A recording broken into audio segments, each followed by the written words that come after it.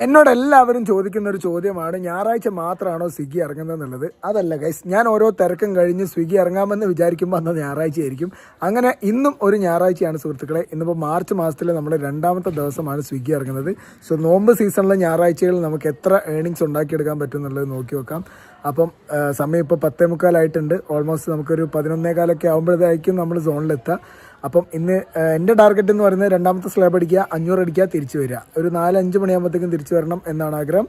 പോയി നോക്കാം എന്തായാലും. നമ്മളങ്ങനെ ഐശ്വര്യപൂർവ്വം നമ്മുടെ രാശി സ്ഥലത്ത് എത്തിയിരിക്കുകയാണ് സുഹൃത്തുക്കളെ. ഇനി നമുക്ക് ഡ്യൂട്ടി ഓൺ ചെയ്യണം. ആക്ച്വലി സമയം ഭയങ്കരമായിട്ട് ലേറ്റ് ആയി, 11:12 നമുക്ക് 11:30 വരെ നമുക്ക് ഓഫ് ടൈം ഉണ്ട്. ആ ഓഫ് ടൈമിൽ നമുക്ക് ഡ്യൂട്ടി ലോഗിൻ ചെയ്താൽ മാത്രമേ ഉള്ളൂ നമ്മുടെ ഇൻസെന്റീവ് സ്ലാബിലേക്ക് അത് കാൽക്കുലേറ്റ് ചെയ്യുള്ളൂ, അതായത് 4.5 മണിക്കൂർ. എന്നോട് കമന്റ്സിലൂടെ ഏറ്റവും കൂടുതൽ ആൾക്കാർ ചോദിക്കുന്ന ഒരു ചോദ്യമാണ്, ഈ ഡേ ടൈമിലെ ഷിഫ്റ്റ് മാറ്റിയിട്ട് നൈറ്റ് ടൈമിലേക്ക് മാറ്റിക്കൂടെ എന്നുള്ളത്. സത്യം പറഞ്ഞാൽ എനിക്കും അങ്ങനെ വർക്ക് ചെയ്യാനായിട്ട് ഇഷ്ടമാണ്, കാരണം ഡേ ടൈമിൽ നമുക്ക് ഭയങ്കരമായിട്ട് വെയിലുണ്ട്. പിന്നെ ഞാൻ വേറൊരു കാര്യം പറയാം, ഈ സമയത്ത് എന്ന് പറയുമ്പോൾ ചൂട് ഭയങ്കരമായിട്ട് കൂടുതലാണ്. അപ്പൊ നിങ്ങളെ ബോഡി നിങ്ങൾ ഹൈഡ്രേഷൻ ചെയ്യാന്നുള്ളത് ഭയങ്കര ഇമ്പോർട്ടന്റ് ആണ്. വെള്ളം നല്ല രീതിക്ക് തന്നെ കുടിച്ചോളൂ. ഇപ്പൊ ഞാൻ യൂസ് ചെയ്യുന്നത് എന്ന് പറയുന്നത് 2.5 ലിറ്ററിന്റെ ഹെവി ബോട്ടിലാണ്. ഈ ഹെവി ബോട്ടിൽ ഞാൻ ഈ ഡ്യൂട്ടി തീരുന്ന സമയങ്ങളിൽ ഇങ്ങനെ കുടിച്ചുകൊണ്ടേയിരിക്കും. ഓൾമോസ്റ്റ് നമുക്ക് ഈ ഡ്യൂട്ടി തീരുമ്പോൾ ഏകദേശം ഒരു 5 മണിയാകുമ്പോഴത്തേക്കും ഈ ബോട്ടിൽ കംപ്ലീറ്റ് ഞാൻ അങ്ങ് തീർക്കും.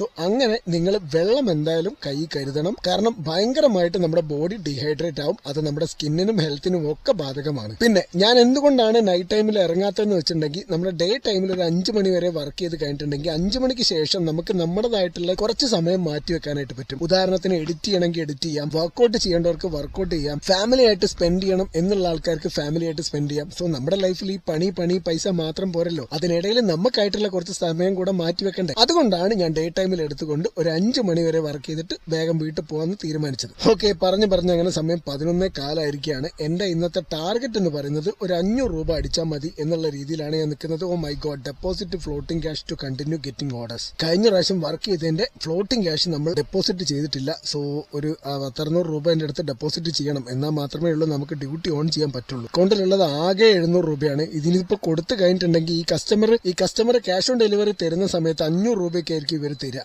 സോ 271 രൂപയുടെ ഒരു ക്യാഷ് ഓൺ ഡെലിവറി ആണെങ്കിൽ ഇവന്മാർ 500 തരുമ്പോൾ നമുക്ക് ബാലൻസ് തിരിച്ചു കൊടുക്കണം എന്നുണ്ടെങ്കിൽ ഗൂഗിൾ പേ ഭയങ്കരമായിട്ടൊരു ഉപകാരമായിരുന്നു. പക്ഷേ ഇപ്പൊ അക്കൗണ്ടിൽ ആകെ 700 രൂപയാണുള്ളത്. അത് സ്വിഗ്ഗിക്ക് കൊടുത്തു കഴിഞ്ഞാൽ ഇനിയിപ്പോ അക്കൗണ്ട് കാലിയായി. സത്യം പറഞ്ഞാൽ പെട്രോൾ അടിക്കണേ പോലും ഇനി ഒരു ക്യാഷ് ഓൺ ഡെലിവറി എന്തെങ്കിലും കിട്ടണം. ഇന്ന് ഞായറാഴ്ച ആയതുകൊണ്ട് പെട്ടെന്ന് തന്നെ അടിക്കണം എന്നാണ് എന്റെ ഒരു കാൽക്കുലേഷൻ പ്രകാരം. നോക്കാം എന്തായാലും. നമുക്ക് അങ്ങനെ ഇന്നത്തെ ആദ്യത്തെ ഓർഡർ കിട്ടിയിരിക്കുകയാണ് സുഹൃത്തുക്കളെ. ഇൻസ്റ്റാമാർട്ടിൽ നിന്നാണ് നമുക്ക് ആദ്യത്തെ ഓർഡർ കിട്ടിയിരിക്കുന്നത്. ഞാൻ ആക്ച്വലി ഈ ക്യാമറയും സാധനങ്ങളൊക്കെ അഴിച്ചു വെച്ച് എനിക്ക് അപ്പോൾ ഒരു കോളും വന്നിട്ടുണ്ടായിരുന്നു. ആ കോളിലാവുന്ന സമയത്തായിരുന്നു ഈ ഓർഡർ അടിച്ചത്. അതുകൊണ്ട് എനിക്ക് റെക്കോർഡ് ചെയ്യാൻ പറ്റിയില്ല. പിന്നെ ഓൾറെഡി എനിക്ക് ഓർഡർ കിട്ടിയിട്ട് ഒരു 5 മിനിറ്റോളം എനിക്ക് അവിടെ നിൽക്കേണ്ടി വന്നു. കാരണം ഈ സാധനങ്ങളൊക്കെ, അതായത് ഈ ക്യാമറ, മൈക്ക്, ഹെൽമെറ്റ് പരിപാടികൾ മൊത്തം ഞാൻ ഊരിട്ടേക്കായിരുന്നു. അത് പിന്നെയും ഫിക്സ് ചെയ്യേണ്ടി വന്നു. ഇത്ര പെട്ടെന്ന് ഓർഡർ അടിക്കുമെന്ന് ഞാൻ വിചാരിച്ചില്ല. സാധാരണ നമ്മൾ ഡ്യൂട്ടി ഓൺ ആക്കുന്ന സമയത്ത് ഒരു 10 മിനിറ്റെങ്കിലും നമുക്കൊരു വെയിറ്റ് പോസ്റ്റ് ടൈം തരാറുണ്ടായിരുന്നു.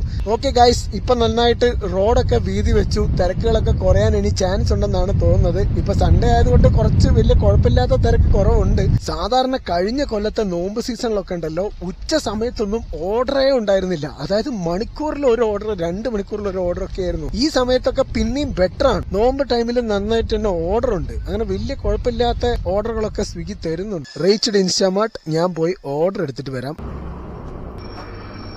എന്റെ പൊന്നളിയ, ആദ്യത്തെ ഓർഡർ തന്നെ നമുക്കൊരു വലിയ ഓർഡറാണ് കിട്ടിയിരിക്കുന്നത്. ഓൾമോസ്റ്റ് ഒരു 10 കിലോന്റെ അടുത്ത് വെയിറ്റ് ഉണ്ട്. അത് പോരാത്തതിന് 1350 രൂപയുടെ ക്യാഷ് ഓൺ ഡെലിവറിയാണ് നമുക്ക് കിട്ടിയിരിക്കുന്നത്. എന്റെ അളിയ, എന്തായാലും അത് നന്നായി. കാരണം നമുക്ക് പെട്രോൾ അടിക്കാൻ ഫണ്ട് എന്തായാലും കയ്യിലില്ല. കാരണം ഓൾറെഡി നമ്മൾ ഫ്ലോട്ടിംഗ് ക്യാഷ് ആയിട്ട് എമൗണ്ട് സ്വിഗ്ഗിക്ക് തന്നെ കൊടുത്തു. അപ്പൊ ഈ എമൗണ്ട് കിട്ടുമ്പോൾ അതിനകത്തൊരു 200 രൂപ എടുത്തിട്ട് ബാക്കി വീണ്ടും തിരിച്ച് സ്വിഗ്ഗിന്റെ അക്കൗണ്ടിലേക്ക് തന്നെ തിരിച്ചു കൊടുക്കണം. എന്നാൽ മാത്രമേ നമുക്ക് പെട്രോൾ അടിക്കാൻ പറ്റുള്ളൂ. ഓക്കെ ഗൈസ്, അങ്ങനെ ആദ്യത്തെ ഇൻസ്റ്റാമാർട്ട് ഓർഡർ നമുക്ക് കിട്ടിയിരിക്കുന്നത് PT ഉഷ റോഡ് ഭാഗത്തേക്കാണ്. So go to the customer location. ഈ ഹോംലാൻഡ് സീ ഗേറ്റ് എന്ന് പറഞ്ഞിട്ടുള്ള അപ്പാർട്ട്മെന്റ് ഏതാണാവോ? ഞാൻ ആദ്യമായിട്ടാണ് ഇങ്ങോട്ടേക്ക് വരുന്നത്. ഹോംലാൻഡ് സീ ഗേറ്റ് ചേട്ടാ, 9B. എന്റെ മോനെ, ലെഫ്റ്റിലെ പ്രൊജക്ടറിന്റെ ഒക്കെ ഒരു ക്വാളിറ്റി നോക്ക്. ഏതല്ലേ, എനിക്ക് വീട്ടിലൊരു പ്രൊജക്ടർ വേണം.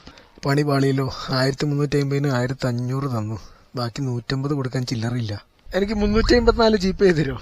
ഇതാണ് ഞാൻ നേരത്തെ പറഞ്ഞത്, അക്കൗണ്ടിൽ എപ്പോഴും പൈസ വേണോന്ന്. ഇതാണ് ഞാൻ എപ്പോഴും പറയാറ്, അക്കൗണ്ടിൽ എപ്പോഴും ക്യാഷ് വേണം എന്ന് പറയുന്നത്. കാരണം നമ്മുടെ അക്കൗണ്ടിലുള്ള പൈസ കൊടുത്തു കഴിഞ്ഞിട്ടുണ്ടെങ്കിൽ ഇതേപോലെ കസ്റ്റമർക്ക് ബാലൻസ് കൊടുക്കണമെങ്കിലോ അതേമാതിരി തന്നെ ഫ്ലോട്ടിംഗ് ക്യാഷ് ലിമിറ്റ് കഴിയുമ്പോഴോ നമുക്ക് നല്ലോണം പണിപെടും. ഞാനിപ്പോ എന്റെ ഫ്രണ്ടിന്റെ അടുത്തുനിന്ന് ഒരു 1000 രൂപ എന്റെ അക്കൗണ്ടിലേക്ക് ഇടിയിപ്പിച്ചിട്ട് ഫ്ലോട്ടിംഗ് ക്യാഷ് കൊടുത്തിട്ടാണ് അവിടുന്ന് തടി കഴിച്ചിലായി പോയത്. പിന്നെ പുള്ളിക്കാരിയുടെ നമ്മുടെ കുഞ്ചിയില്ലേ കുടുക്കേന്റെ അകത്തുനിന്ന് ഈർക്കിൾ കൊള്ളി കൊണ്ട് പൈസയൊക്കെ തോണ്ടി എടുത്തിട്ടാണ് എനിക്ക് അവർ പൈസ തന്നത്. എന്റെ കയ്യിൽ തിരിച്ചു കൊടുക്കാൻ ബാലൻസ് ഇല്ലല്ലോ. സോ ഇങ്ങനത്തെ പണി വരുന്ന സമയത്ത് ഭയങ്കരമായിട്ടുള്ള സമയനഷ്ടം വരും, അതൊരു പ്രശ്നമാണ്. സോ നമുക്കൊരു അടുത്ത ഓർഡറും കൂടെ കിട്ടിയിട്ടുണ്ട്. ലാസ ഐസ്ക്രീമിൽ നിന്നാണ് നമുക്ക് ഓർഡർ കിട്ടിയിരിക്കുന്നത്. അതിന് മുന്നോടിയായിട്ട് നമുക്ക് പെട്രോൾ അടിക്കണം. ഇനിയിപ്പോ എന്തായാലും പൈസ കിട്ടിയതല്ലേ, അപ്പൊ പോയി പെട്രോൾ അടിക്കാം. ഒരു 300 ഞാൻ ജസ്റ്റ് അടിച്ചിട്ടെന്നേ ഉള്ളൂ. എന്തായാലും നാളേക്കും വേണ്ടതല്ലേ. ഇന്ന് എനിക്ക് തോന്നുന്നു ഒരു 180-200 രൂപേന്റെ പെട്രോളിന് അടുത്തൊക്കെ ആവശ്യം മതിയാവും. ഓക്കെ ഗൈസ്, അങ്ങനെ നമ്മൾ രണ്ടാമത്തെ ഓർഡർ എടുക്കാൻ വേണ്ടി റെസ്റ്റോറന്റ് ലൊക്കേഷനിലേക്ക് പോവാണ്. ലാസ ഐസ്ക്രീം ആണ് നമുക്ക് റെസ്റ്റോറന്റ് കിട്ടിയിരിക്കുന്നത്. So go to the restaurant location. ഇവിടെ എവിടെയോ ആണ് ലാസ ഐസ്ക്രീമിന്റെ ഷോപ്പ്. ഞാൻ ഇതുവരെ വന്നിട്ടില്ല, ഞാൻ ആദ്യമായിട്ടാണ് ഈ ഓർഡർ എടുക്കാൻ വരുന്നത്. ലാസ ഐസ്ക്രീം എവിടെയാണോ? ഷടാ, നമ്മളിപ്പോ ലൊക്കേഷനിൽ എത്തിയല്ലോ, ഐസ്ക്രീം ഷോപ്പ് കാണുന്നില്ല. ഈ ജസ്റ്റ് ബേക്കിലാണ്. ഓക്കെ, ജസ്റ്റ് ബേക്കിലാണ് ലാസ ഐസ്ക്രീം. പുള്ളിക്കാരൻ അവിടുന്ന് കൈയിട്ട് കാണിക്കുന്നുണ്ട്. We reached restaurant location. Selfie കൊണ്ട് മടുത്തല്ലോ. 10:40. ആ റെസ്റ്റോറന്റിലുള്ള ചേട്ടൻ പറഞ്ഞതെന്താ വെച്ച് കഴിഞ്ഞാൽ ഈ ഓർഡർ ശരിക്കും റെയിൽവേ സ്റ്റേഷനിലേക്കുള്ളതാണ്. അപ്പൊ അത് അവിടെ എത്തുമോ? കാരണം 2 മിനിറ്റ് കഴിയുമ്പോഴത്തേക്ക് തന്നെ ഇത് മെൽറ്റായി പോകും. ഐസ്ക്രീം ആണല്ലോ, ഇത് അവിടെ എത്തും തോന്നില്ല. പുറത്താണെങ്കിൽ അബ്ബാര ചൂടും. അതൊന്നും നമുക്ക് നോക്കേണ്ടതില്ല. കാരണം ഓർഡർ ചെയ്യുന്ന ആൾക്ക് ഒരു ബോധം ഉണ്ടായിരിക്കണമല്ലോ. നമ്മുടെ ജോലി എന്താ? വാങ്ങുക, കൊടുക്കുക. അതിന്റെ അപ്പുറത്തേക്കുള്ള കാര്യങ്ങളൊന്നും നമുക്ക് ചിന്തിക്കേണ്ടതില്ല. നമ്മൾ വാങ്ങി, ഇനി നമ്മൾ കൊടുക്കാൻ പോകുന്നു. സോ ഈ ഓർഡർ നമുക്ക് കൊണ്ടു കൊടുക്കാനുള്ളത് റെയിൽവേ സ്റ്റേഷനിലേക്കാണ് സുഹൃത്തുക്കളെ. സോ സ്വിഗ്ഗിയുടെ ഹാൻഡലർ അവിടെ നമ്മുടെ കാത്തിരിക്കുന്നുണ്ടാവും. So going to the railway station. നമ്മളങ്ങനെ കോഴിക്കോട് റെയിൽവേ സ്റ്റേഷനിലെ 4ാമത്തെ പ്ലാറ്റ്ഫോമിലേക്ക് എത്തിയിരിക്കുകയാണ് സുഹൃത്തുക്കളെ. ഇനിയിപ്പോ സ്വിഗ്ഗി ഹാൻഡലർ ഏത് പാതാളത്തിലാണ് അവ പോയിരിക്കുന്നത്. ഓക്കെ, സ്ഥിരം സ്ഥലത്ത് തന്നെ ഉണ്ട്. ചിലപ്പോ ഈ പുള്ളിക്കാരൻ ഇവിടെ ഉണ്ടാവാറില്ല.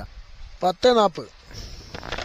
നമുക്കങ്ങനെ 3ാമത്തെ ഓർഡർ കിട്ടിയിരിക്കുകയാണ് സുഹൃത്തുക്കളെ. 3ാമത്തെ ഓർഡർ നമുക്ക് എവിടെ നിന്നാണ് കിട്ടിയത്?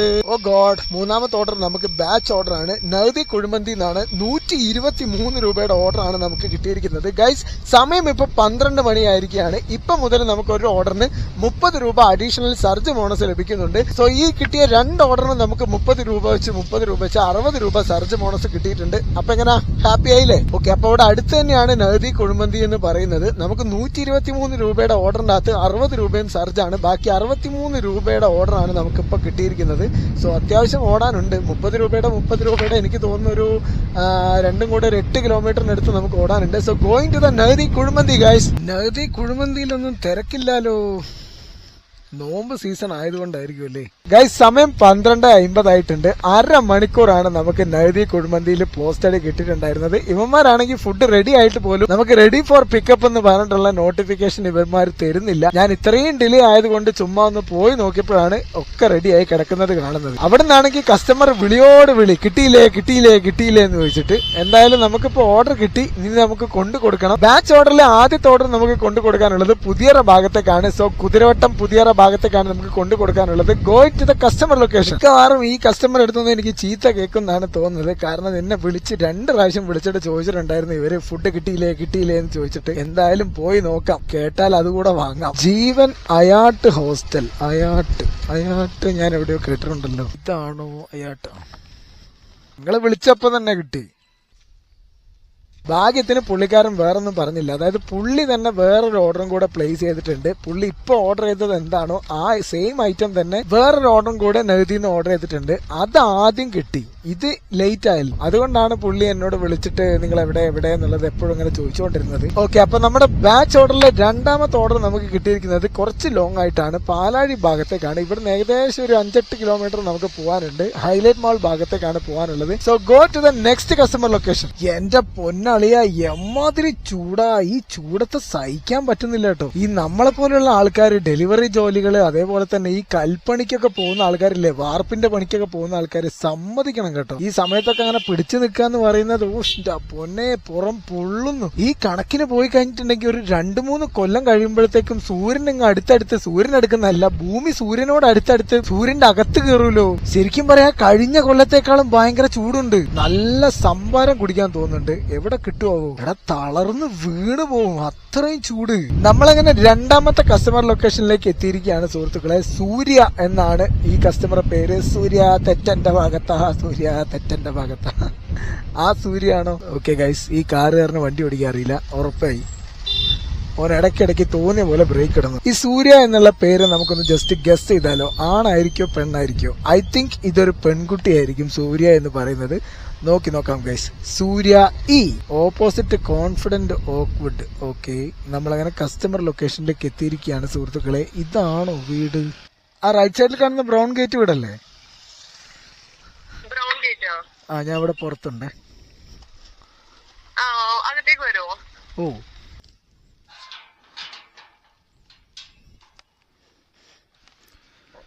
ഓക്കെ. സമയം അങ്ങനെ 3:30 മണി ആയിരിക്കുകയാണ് സുഹൃത്തുക്കളെ. നമുക്ക് ആക്ച്വലി പറയുകയാണെന്നുണ്ടെങ്കിൽ ഒരു അരമണിക്കൂറും കൂടെ ഡ്യൂട്ടി എടുത്ത് കഴിഞ്ഞിട്ടുണ്ടെങ്കിൽ ഇന്നത്തെ പരിപാടി തീരും. രണ്ടാമത്തെ സ്ലാബാണ് ഇന്ന് നമ്മൾ ടാർഗറ്റ് ചെയ്തിരിക്കുന്നത്. അതായത് പ്രോഫിറ്റ് അടക്കം 500 രൂപ അടിക്കുക എന്നുള്ളതായിരുന്നു ഇന്നത്തെ എന്റെ പ്ലാന്. ഇനി നമുക്ക് 2 ഓർഡറും കൂടെ എടുത്തിട്ടുണ്ടെങ്കിൽ ആ പരിപാടി കഴിയും. ഞാനിങ്ങനെ നിൽക്കണോ പോണോ വേണ്ടി എന്നുള്ളൊരു ഡൗട്ടിലാണ്. കാരണം നിന്ന് കഴിഞ്ഞാൽ കുറച്ചുകൂടിയൊക്കെ ഏണിങ്സ് ഉണ്ടാക്കാം. പിന്നെ ഞാൻ വീഡിയോയുടെ തുടക്കത്തിൽ പറഞ്ഞില്ലേ, നമുക്കായിട്ട് കുറച്ച് സമയം മാറ്റി വെക്കണം എന്നുണ്ടെങ്കിൽ പിന്നെ അത് നടക്കൂല. ആക്ച്വലി പറയുകയാണെങ്കിൽ ഇപ്പൊ ഈ വീഡിയോ എഡിറ്റ് ചെയ്യണമെന്നുണ്ടെങ്കിൽ എനിക്ക് വൈകുന്നേരം പോയാൽ മാത്രമേ നടക്കുള്ളൂ. ഞാൻ എന്തായാലും ഉച്ചയ്ക്ക് ചോറൊന്നും കഴിക്കണ്ട എന്ന് വിചാരിച്ചായിരുന്നു. കാരണം ഇനിയിപ്പോ കുറച്ച് സമയം കൂടെയല്ലേ ഉള്ളൂ. ഇത് കഴിഞ്ഞ് നേരെ വീട്ടിൽ പോയി കഴിക്കാമെന്ന് വിചാരിച്ചിരുന്നു. പക്ഷെ എനിക്ക് ചൂടും വിശപ്പും എല്ലാം കൂടെ തലയ്ക്ക് ഭ്രാന്തായി ഗൈസ്. അതുകൊണ്ട് ഞാൻ ചോറ് കഴിക്കാനായി ഒരു 3-4 ഹോട്ടലിൽ പോയി. ഓൾമോസ്റ്റ് 2:30 ആകുമ്പോഴത്തേക്കും എല്ലാ ഹോട്ടലിലും ചോറ് തീർന്നിട്ടുണ്ടായിരുന്നു. പിന്നെ നോമ്പ് സീസണും ഗ്യാസ് പ്രശ്നവും ഒക്കെ ആയതുകൊണ്ട് പല ഹോട്ടലുകളിലും ഇന്ന് തുറന്നിട്ടുമില്ല. അങ്ങനെ തേടി പിടിച്ച് ഒരു 3 മണിയാവുന്ന സമയത്ത് ഞാൻ പോയി ഒരു ഹോട്ടലിൽ ചോറ് കഴിച്ചു. വലിയ കുഴപ്പമില്ലായിരുന്നു. 50 രൂപയായിരുന്നു ചോറിനുണ്ടായിരുന്നത്. പിന്നെ തൊട്ടപ്പുറത്തെ കടയിൽ നിന്നും ഒരു 20 രൂപേന്റെ മോരും വെള്ളവും, നല്ല തണുത്ത മോരും വെള്ളവും വാങ്ങി കുടിച്ചു ഗൈസ്. ഇപ്പോഴാണ് തലക്കൊരു സമാധാനമായത്. എന്തായാലും നമുക്ക് 12ാമത്തെ ഓർഡർ കിട്ടിയിരിക്കുന്നത് NB ബൂസ്റ്റേഴ്സ് എന്ന് പറഞ്ഞിട്ടുള്ള ഹോട്ടലിൽ നിന്നാണ്. ഇന്ന് സൺഡേ ആയതുകൊണ്ടാണ് നമുക്ക് 13 ഓർഡർ എടുക്കേണ്ടി വരുന്നത് രണ്ടാമത്തെ സ്ലാബിന്. അതല്ലായിരുന്നെങ്കിൽ 12 മതിയായിരുന്നേനെ. സോ നമുക്ക് എന്തായാലും NB ബൂസ്റ്റേഴ്സിലേക്ക് പോവാം. സോ ഇതാണ് NB ബൂസ്റ്റേഴ്സ്. ഞാൻ ആദ്യമായിട്ടാണെന്ന് തോന്നുന്നു ഇവിടുന്ന് ഓർഡർ എടുക്കുന്നത്. ഇതിന്റെ വേറെ ആയിരുന്നല്ലോ ഇതിന്റെ പേര് മാറ്റിയതാണോ? 7011. ഞാനൊരു കാര്യം പറയട്ടെ, ഇന്ന് കിട്ടിയ നമ്മുടെ 12 ഓർഡറിലും ഓൾമോസ്റ്റ് 7 ഓർഡറും നമുക്ക് മന്തി തന്നെയാണ് കിട്ടിയത്. അത് സൂഫി മന്തി, നഹദി മന്തി. ഇത് ഇപ്പൊ കിട്ടിയതും ഒരു അൽഫാമിന്റെ കഷ്ണം മാത്രമാണ്. ഇന്ന് കിട്ടിയ മെജോറിറ്റി ഓർഡറിലും മന്തിയാണ് ഏറ്റവും കൂടുതൽ. പിന്നെ ഉണ്ടല്ലോ ഏറ്റവും കൂടുതൽ കിട്ടിയത് ഐസ്ക്രീംസ് ആണ്. അതായത് ഇൻസ്റ്റാമാർട്ടിൽ നിന്ന് കിട്ടിയതും അതുപോലെ തന്നെ ഓരോ ഐസ്ക്രീം ഷോപ്പിന്റെ കയ്യിൽ നിന്ന് നമുക്ക് രാവിലെ ഓർഡർ കിട്ടിയത് ഓർമ്മയുണ്ടല്ലോ, ലാസ ഐസ്ക്രീംസ് നമുക്ക് റെയിൽവേ സ്റ്റേഷനിലേക്ക്. ഏറ്റവും കൂടുതൽ മെജോറിറ്റി ഇന്ന് കിട്ടിയത് ഐസ്ക്രീമും മന്തിയുമാണ്. ഓക്കെ, അപ്പൊ ഈ ഓർഡർ നമുക്ക് കൊടുക്കാനുള്ളത് പാലാഴി ഭാഗത്തേക്കാണ്. So going to the customer location. അങ്ങനെ 8 കിലോമീറ്ററിന്റെ പണ്ടാര ട്രാവലിന് ശേഷം നമ്മൾ അങ്ങനെ കസ്റ്റമർ ലൊക്കേഷനിലേക്ക് എത്തിയിരിക്കുകയാണ് സുഹൃത്തുക്കളെ. അടിയോടി റെസിഡൻസി. എന്റെ പൊന്നെ, വേറെ എന്തൊക്കെ പേരിടാണ്ട്. ഇതാണ് അടിയോടി റെസിഡൻസി. അനഘയാണോ?